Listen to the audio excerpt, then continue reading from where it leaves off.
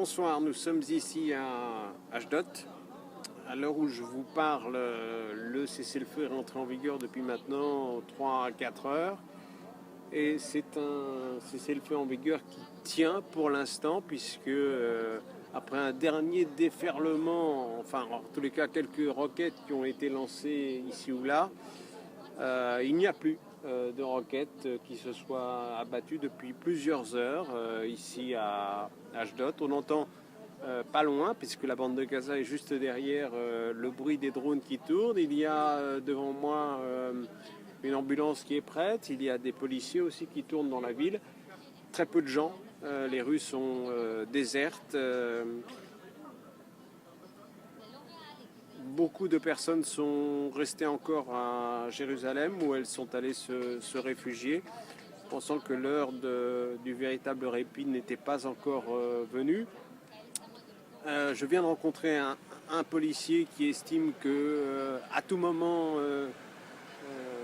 les tirs peuvent reprendre et que donc selon lui les écoles n'ouvriront pas leurs portes demain pour accueillir de nouveau les enfants d'Ashdod.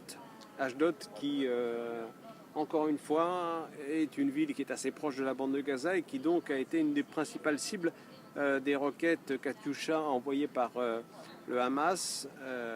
La bande de Gaza a de son côté, elle, été très sévèrement, très durement, très fortement bombardée avec les dégâts et les dommages et les pertes en vie humaine et en destruction que l'on sait. Mais en tous les cas, ici, du côté israélien, en tous les cas, on goûte ce moment de répit, en espérant que cela dure, que cet moment d'accalmie se transforme en quelque chose de plus durable, sachant que, évidemment, quoi qu'il en soit, il ne s'agit que d'un cessez-le-feu, qu'on est très très loin de négociations de paix véritables qui sont toujours dans l'impasse et que dans les heures ou les jours qui viennent, tout peut se passer et tout peut recommencer à nouveau.